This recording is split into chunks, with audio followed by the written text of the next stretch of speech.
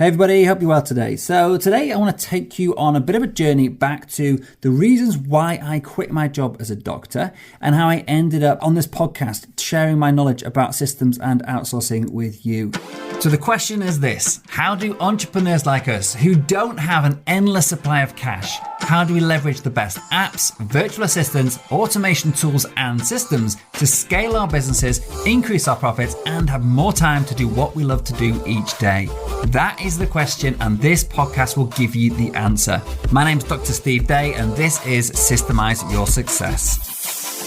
And I think for a lot of entrepreneurs, there is this point in your life where you're either working in a full-time job or maybe you're just doing the wrong type of job or the wrong type of business, and you have these wake-up calls and it gives you that spark that pushes you to actually find the one thing that you know you should do in life. And when you find it, it is life-changing. It transforms the way you think, the way you are, the energy you give out, and your excitement for what it is you do. If you can find that, then you can find the good in any dark and bad situation. So I just wanted to pre-text this or preface what I'm about to tell you with that. This is a positive thing, even though at the time it was pretty traumatic and horrible. So to do that, as I said, I'm going to take you back to 2016. I've literally just moved to Sweden with my wife. We're expecting our first son, and my wife's Swedish, so we decided that we'd go back to Scandinavia, to Stockholm, to be a bit nearer her family. My dad came to visit in March, I think it was, of that year, and he was there. It was cool just to hang out with him, not seen him for a few months. And then on the last day, he went on this bus tour around Stockholm to go and check out the sights. I was busy in the morning and I was meeting him for lunch. And then lunchtime came and I waited for him in the central station and he didn't show up, and an hour went by and maybe a bit longer, and I started getting worried. And then eventually he answered his phone. Well, actually, he didn't answer his phone, but somebody did. And it was actually the nurse from the main hospital here in Stockholm. And he basically collapsed on the bus. And unknown to us, he had a very rare undiagnosed heart condition and he never woke up. And so I was left without my dad, without one of my best friends, and without my business partner, because he was basically manning the fort for me, or was meant to be manning the fort for me with my property business in the UK while I was in Stockholm, while I was sorting myself out. So that was a pretty traumatic time. And then a couple of months later, or about a month later actually, my son was born. And unfortunately, he had some complications during the birth, and he ended up in intensive care fighting for his life. He had a respirator and all the tubes and everything that they have, and a pretty scary time for me and my wife. And we lived in the hospital, and every day was just, we were thankful he was still breathing, but we were lucky. He was a fighter, and every day he got a little bit better. And I think it was on about day 5 was the first time we actually got to see his face without masks on and all the rest of it. And then I think it was the next day we actually got to hold him for the first time in our arms. That was a pretty special moment. And so those events of the early part of 2016, so that was moving to Sweden, to my dad dying, and then my son having this experience in intensive care, it really made me think hard about what it is I wanted from life. And at the time I was working as a hospital doctor. I know for some people, there's these experiences, they may actually push you more into medicine, thinking, I could make a difference and make a change in the world to help people that's not happened to other people in the future. But for me, it did something quite different. And it made me really think about, do I actually enjoy being a doctor? Is that what I want to spend my time doing? Is that what I want to sacrifice the time that I have with my friends and family for doing something that I'm actually not really passionate about?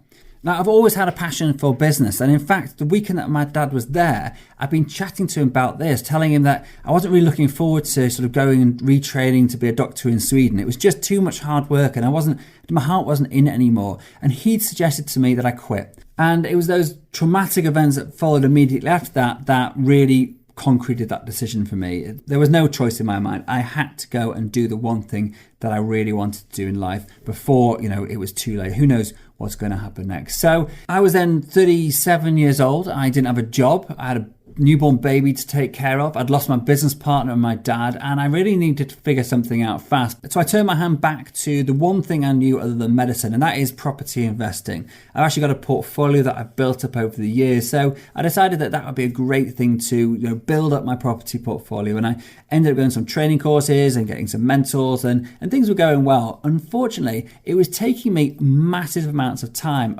away from from my family. So that freedom element the reason I'd left medicine, I was actually getting less freedom doing this than I was before. I was spending about half of my life traveling back to the UK, doing training events, networking, meeting investors, viewing properties, checking on my portfolio, etc.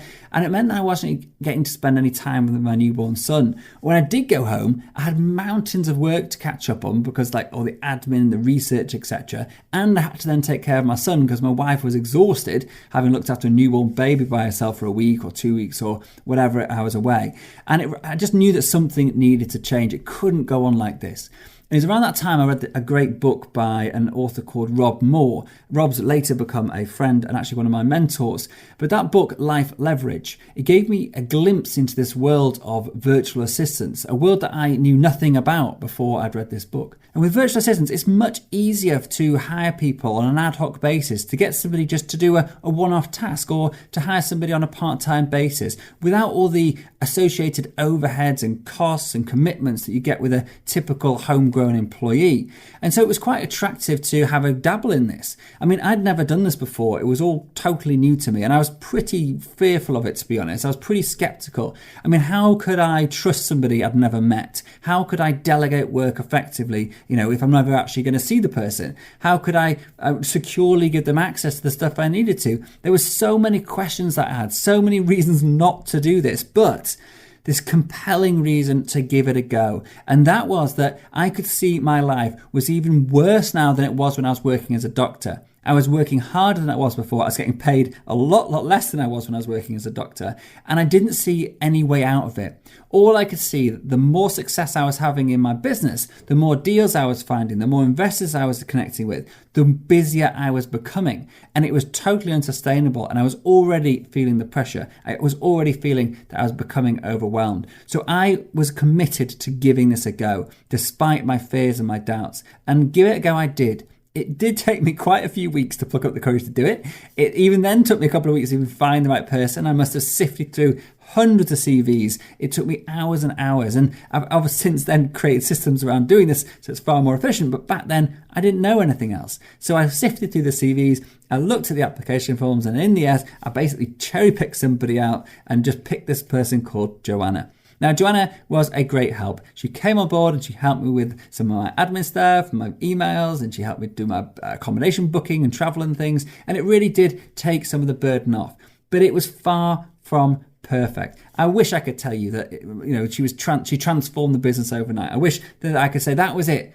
My life was changed and my business exploded as a result.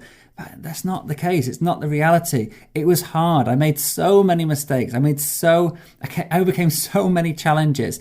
I look back now and think, God, I can't believe how well it went considering how little I knew and how badly I did things. But you don't know what you don't know. And you have to learn in the process. Now, I had to overcome some of my biggest fears and real bad internal beliefs that I'd built up over years. I believed that I was the only one in my business that could actually do the work to a sufficient standard, that no one else would care enough about my business to be able to do things, to a standard that I was happy with. I believed that I couldn't trust other people to help me. I just didn't know how to stop being that control freak that I'd become, that micromanager. And it was okay. Like when I worked in the hospital, I could let go. It wasn't my baby, but this was my business. And I was damned if I was going to let someone else come in and mess it up. And this was holding me back. In fact, it was these internal beliefs that had forced me to actually give up my dream of becoming an entrepreneur sort of a decade earlier and go into medicine in the first place. So before I started medicine, I'd actually got 3 failed businesses to my name. And it was on the 3rd failure when I'd spent all my life savings and decided that I was just not cut out to be a business person, that I turned my back on it and decided to go into medicine instead. And it's ironic that 10 years later, I did exactly the same thing, realizing that it's a bit like The Matrix, if you've seen that film. Once you know the truth, once you see the light of actually the power or the freedom, I should say, of owning your own business and what that can be, then the idea of working for somebody else under somebody else's agenda, you can never do that again. And my mind had never, ever been able to accept the fact that I couldn't choose when and where and how I worked. And that was one of the biggest challenges I faced as a doctor. It was that giving up my freedom. But actually becoming a doctor was what I needed to do, because I did learn about teamwork. I did learn about effective delegation. I did learn about being a leader and all those things. Then when I came back into business now, I've been able to use those to actually build brilliant systems and structures so I can learn to let go. I can learn to stop being that control freak. I can learn to actually trust other people. And that is what I'm going to share with you in the coming weeks and months during these podcasts.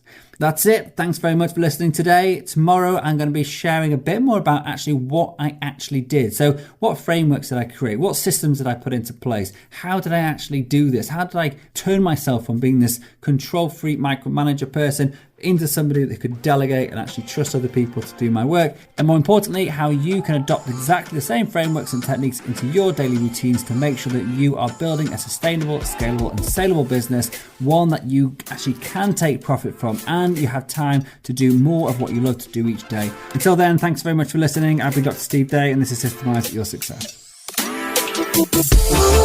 Thank you so much for joining me and listening to this episode. I'm well aware there are hundreds of great business podcasts out there and you chose to listen to this one, and for that I am truly grateful. Hopefully what you heard today took you one step closer to building a successful business so you can share your passion with the world and serve an ever-growing number of people. If you got value out of today's episode, then so will someone else you know. By sharing with others what has helped you along your way, you will grow your influence and be the guy or girl that everybody wants to know. So please hit the share button right now and also remember to subscribe to this podcast so you don't miss future episodes. It's impossible for me to cover absolutely everything in these podcasts, so please do head over to systemizeyoursuccess.com right now and download the show notes, transcriptions, and some of my best frameworks and systems for free. Thanks again for tuning in and being a part of this amazing community. Until next time, this is Dr. Steve Day, and you've been listening to Systemize Your Success.